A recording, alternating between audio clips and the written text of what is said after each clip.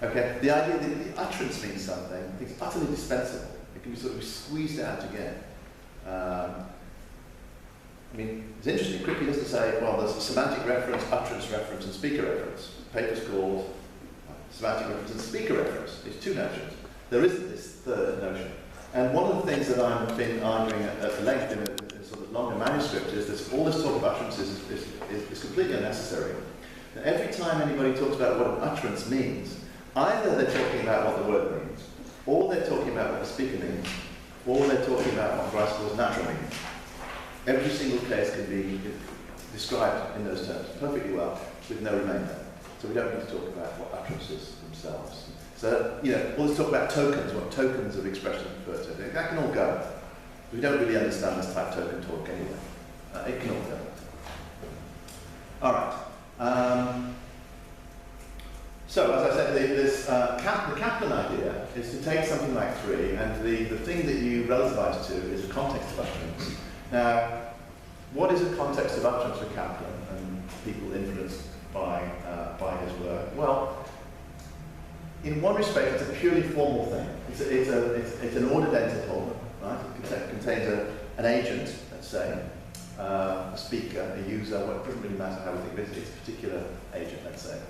And then it contains a time.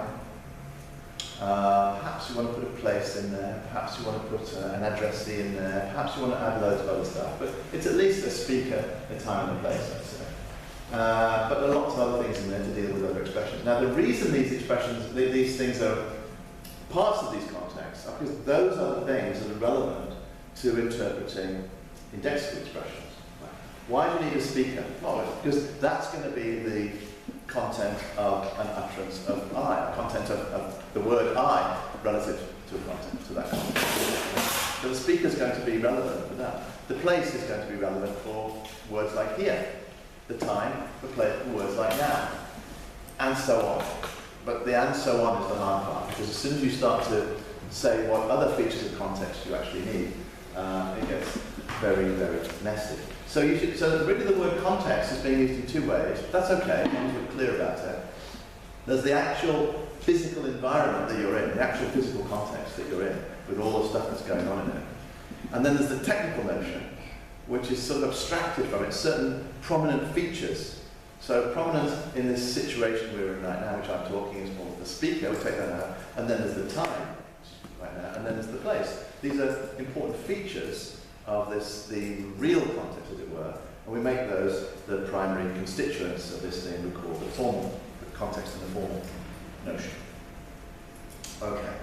Now, at some point, we have to get compositional about this, and one of the issues is going to be to the extent to which we can actually get compositional with an utterance-based approach, and of course with a speaker-based approach. And as I hinted yesterday, one of the things that I like about the Grosso approach here is I think you can mop up everything in terms of speaker reference. So not only do I think we should squeeze out this talk of utterance reference, in a sense, I think we're squeezing out or recharacterizing the notion of what an expression refers to, relative to an utterance or a context, because the claim is going to be the notion that we need in order to do compositional semantics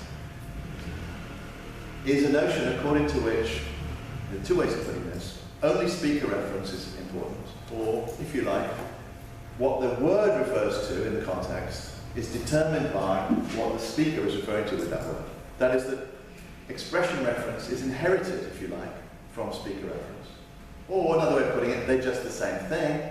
Or another way of putting it, it's speaker reference that gets into the composition line. I don't really mind which way you describe the situation. It's simply that the idea is there's no independent notion, no speaker independent notion of what the expression refers to relative to how you want to put it. That's the basic idea that binds those three thoughts.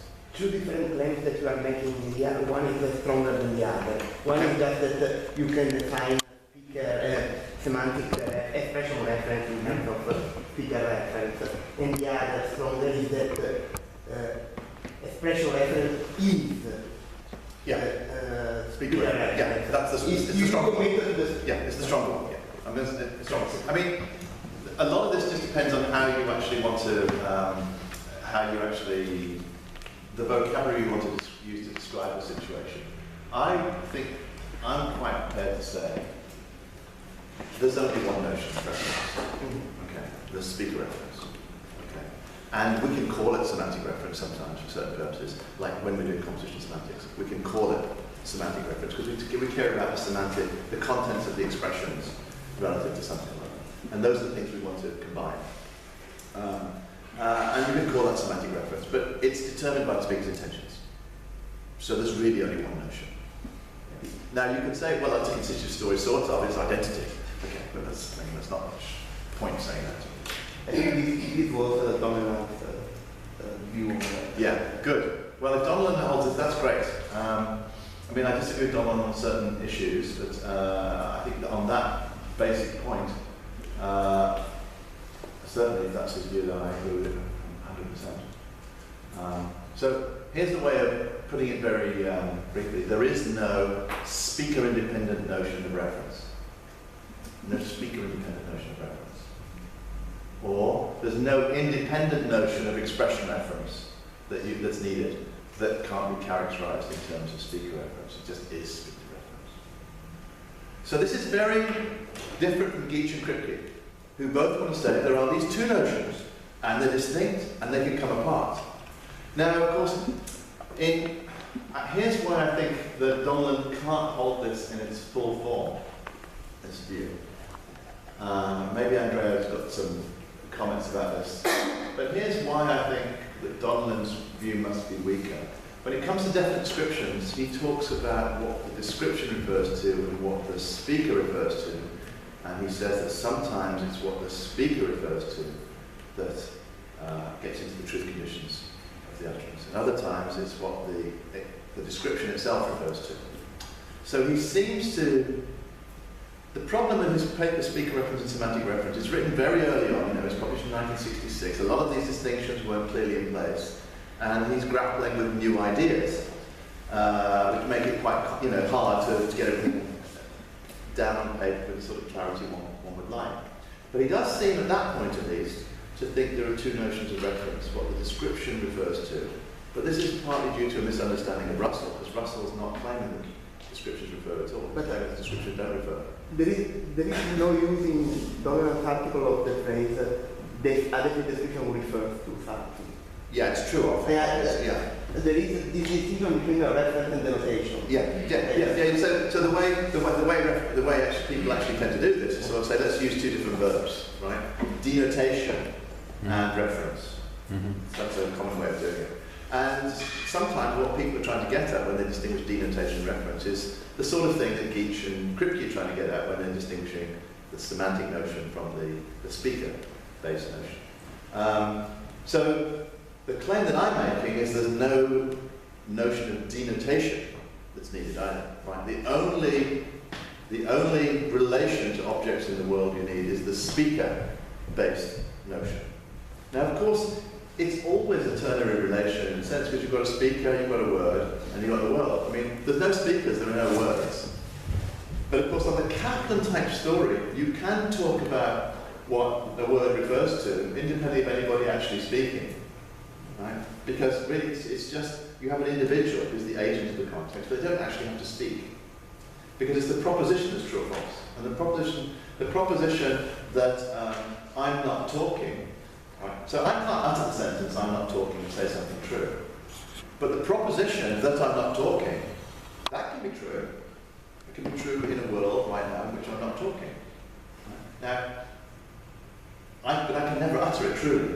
That's a different fact. But of course, it can't be the case that I'm not talking can't ever be true. It would be a horrible situation, and the universe would be any and all possible universe if that were the case, right? But so the proposition that I'm not talking can be true. It's just that I can never utter that sentence and say something true. That's a different, much weaker condition the universe has to satisfy. Right, so the idea, flush it all out, just talk about speaker reference, get rid of semantic reference, utterance reference, denotation, and so on. That's the basic idea. Can this be done? Well, I think the place to start here is Schiffer. Schiffer gives the best definition. There are quite a few Gricean definitions. Grice only hints at what he thinks speaker reference and semantic reference amount to. There's a few little hints in a couple of the published papers, and there's a lot of unpublished stuff where he's sort of messing around with this and doesn't really pan out. But Schiffer seemed to get it, I think, hit the nail on the head first time. So here's the Gricean definition. The things that are in red there are the things which are going to be slightly different from the manuscript you've read. Because I've just changed a few wordings here and there, for just to tidy up those. So these are things that have been added or changed. So there's this Gricean definition meaning GM, right? You're doing something, speaking meant the P, and you know the story by now, just in case for some audience. The speaker did it intending to, well, let's say, produce or activate an aim, I believe, P, via the recognition that the speaker did this with exactly this intention. Okay. Now, of course, this is supposed to be fully general. It's supposed to include non-linguistic cases like banging on the table and so on. But in order to make it fully general, you really need to do something like this. Now, we don't need to go into the details of this. In the paper, I go into some detail to make this fully general so that certain types of objections and certain types of simplistic moves, both for and against Griceism, can't be made. It's to rule out certain moves that those in favour and those against have engaged in rather simplistic fashion. So, look, it's in doing something, in finding, whatever findings you meant to be, just in case you do this. Now, here's Schiffer's definition of speaker meaning, which is slightly different. I don't want to get too involved in it now.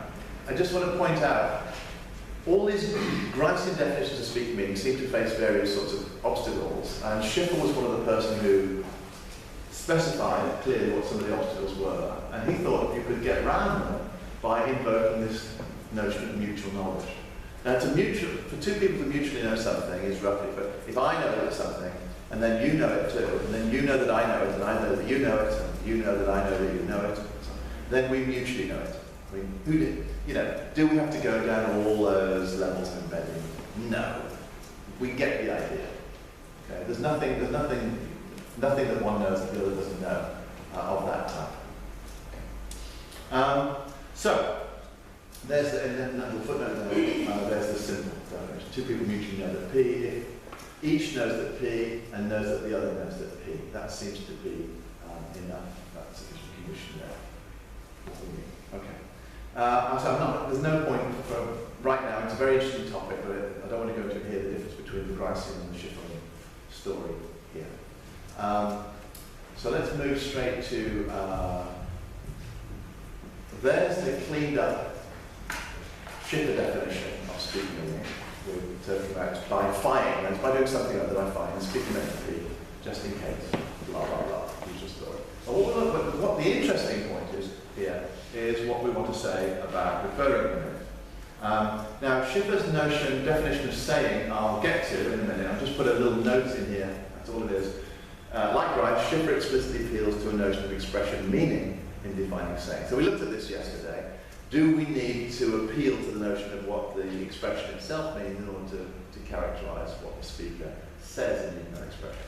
And we looked at the strong view, which says, no, we don't. We looked at the weaker view, which says, you do, but you don't need anything else. You just need the intention.